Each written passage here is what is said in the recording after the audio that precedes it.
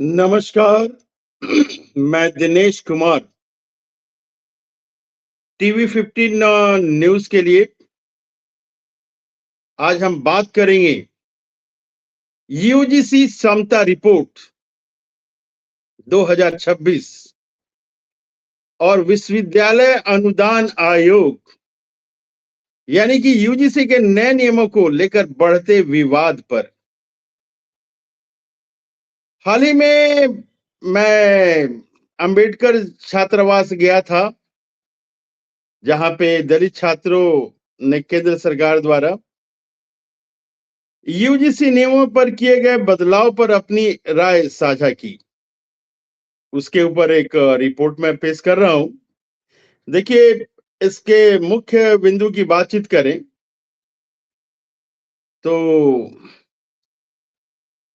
Equity committee जो है, समता committee का जो गठन किया गया है, इसके बारे में बातचीत की गई। सरकार ने विश्वविद्यालयों में भेदभाव को रोकने के लिए जो है समता कमेटी बनाई, इक्विटी कमेटी, और इक्विटी स्क्वाड बनाने का भी जो है प्रस्ताव रखा है। देखिए, अगर हम लोग जो उत्पीड़न के मामले हो रहे हैं, के बारे में कहा जा रहा है कि उत्पीड़न के जो मामले हैं, करीब पिछले 5 सालों में 118% से ज़्यादा जो है उत्पीड़न की केस बढ़ गई है। तो पिछले 5 वर्षों में दलित छात्रों के खिलाफ उत्पीड़न की जो है ये 118% केस बढ़ गया है। इसी को देखते हुए ये नियम बनाया गया है। इसके अलावा जो है ऐतिहासिक संदर्भ अगर देखें हम लोग, तो जो छात्रों ने बताया कि देखिए, रोहित वेमुला का जो केस रहा है, पायल तडवी का केस रहा है, और लोगों ने दर्शन सोलंकी जैसे छात्रों का जिक्र किया। उन्होंने कहा कि कथित तौर पर जातीय भेदभाव के कारण ही इन्हें जो है अपनी जान गंवानी पड़ी।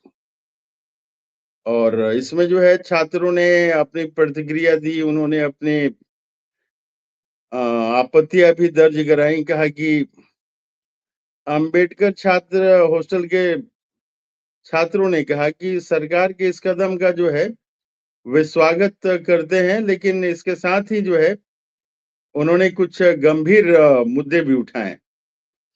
कमेटी के संरचना पर भी छात्रों का सवाल था।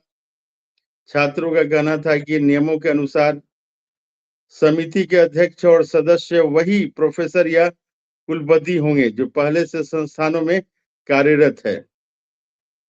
उन्होंने चिंता जताई कि वर्तमान में अधिकांश कुलपति और प्रोफेसर जो हैं उच्च जाति के हैं, उच्च जाति मन सवर्ण से हैं, जिससे उन्होंने इस बात की उम्मीद जताई कि निष्पक्षता, न्याय की उम्मीद कम हो जाती है।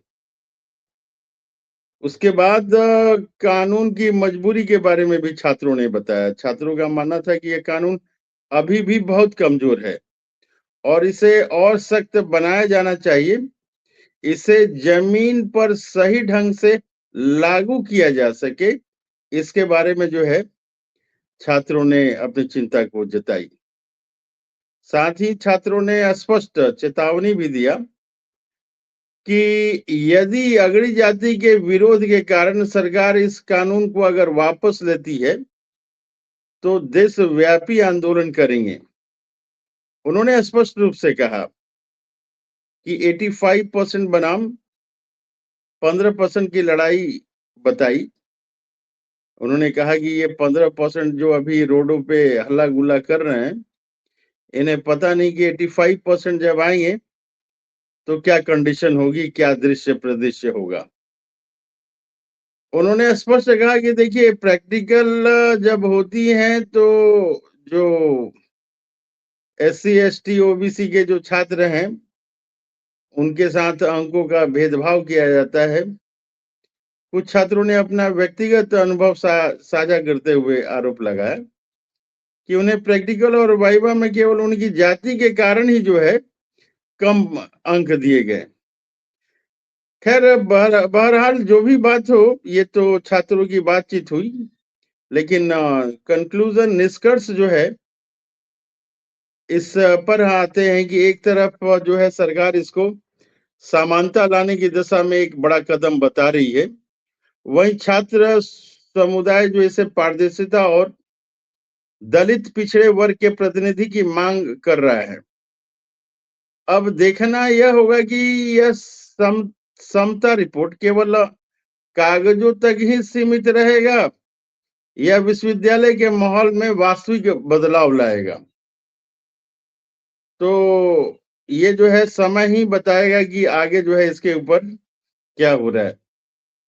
जो अभी तक कहे जा रहे थे कि सवर्णों को ऐसा जनरली कहा जाता है कि ये बीजेपी के काफी प्रशंसक हैं, काफी सपोर्टर है, इन्हीं के बलबूते पे पार्टी चल रही है। तो कुछ लोग जो हैं ऐसे विरोध प्रदर्शन की भी बात बोल रहे हैं। कुछ गांव घरों में तो ऐसा लिखा गया है कि ये सामान्य वर्ग के घर हैं, बीजेपी वाले यहाँ नहीं आए। तो इस तरह के जो है धरना प्रदर्शन जो है होते ही रहता है।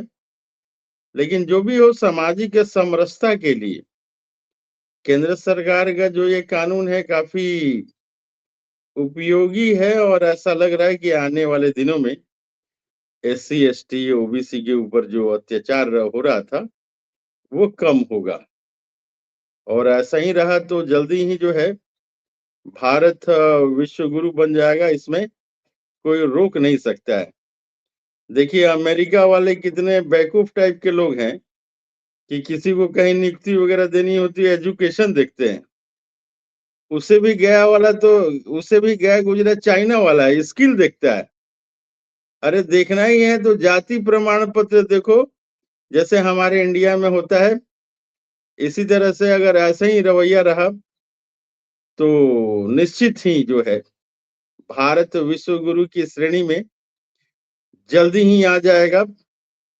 और इसी तरह से अगर चलते रहें तो 2-4 साल तो दूर, 1 साल के भीतर ही जो है हमारे मोदी जी को नोबेल पुरस्कार मिले चाहे नहीं मिले, लेकिन भारत रत्न की तो एकदम गारंटी है। जय हिंद, वंदे मातरम।